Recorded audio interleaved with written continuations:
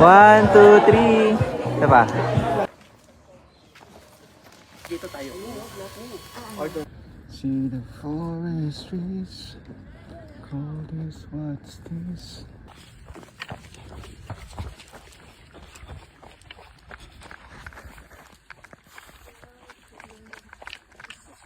Yes.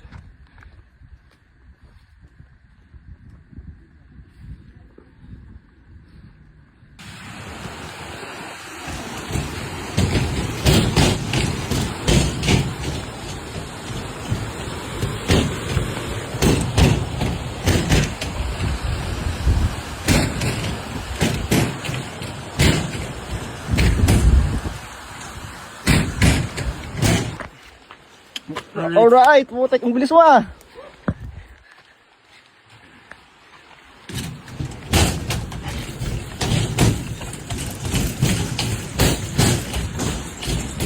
Another bridge. Anim na ata na bridge dito. Natapos. Damn. Woo. Another bridge. Pang-apat, pang-lima.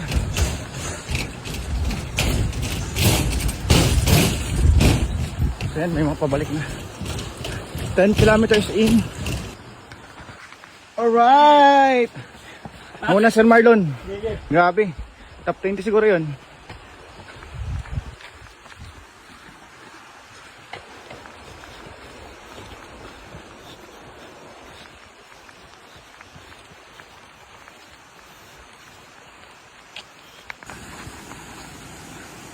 Video to. Sige lang. Malayo pa. Nakaapat na kayo. Pang-apat kayo. Una na si Sir Dan tsaka Sir Marlon. Alright. Video. Ayan. Pang ano ka? Oh. Pang 5 ka.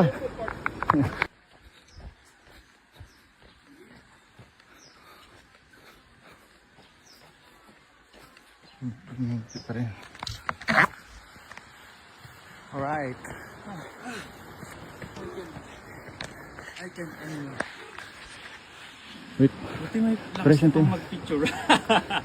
Sayang eh. Ngayon lang tayo nakakakit.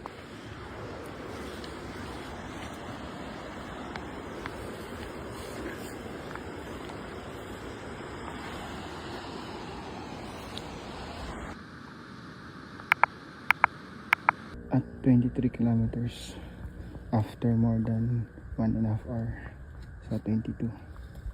Then nag-rest ako dun banda sa mga people. Mga 5 minutes na nakahiga. Same dito. Andun na yung bina eh. Ayan. So 23.21 kilometers. Problema, bakit pa siya? Ayan. Diyan yung markings na orange. Bakit pa siya bago bumaba? Pero yun nga.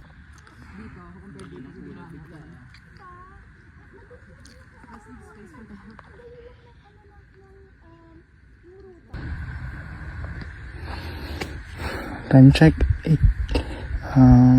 2 PM na, 2:30, and around 8 hours and 37 minutes na ako nag-run with distance of 24.43. So 2.5 na lang na kilometers para makapunta sa Riverside, yung finish line.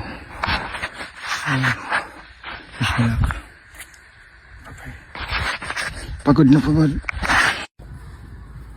Time check, it's 4 in the afternoon, and andun na yung finish. Lapit na. So this is Strava ko. Let's go. 10 hours and 35 minutes na ako.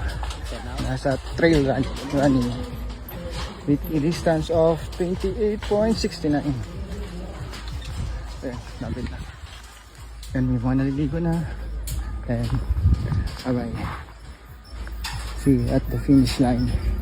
At pwede na umuwi. No, we have one here. Teacher Korean.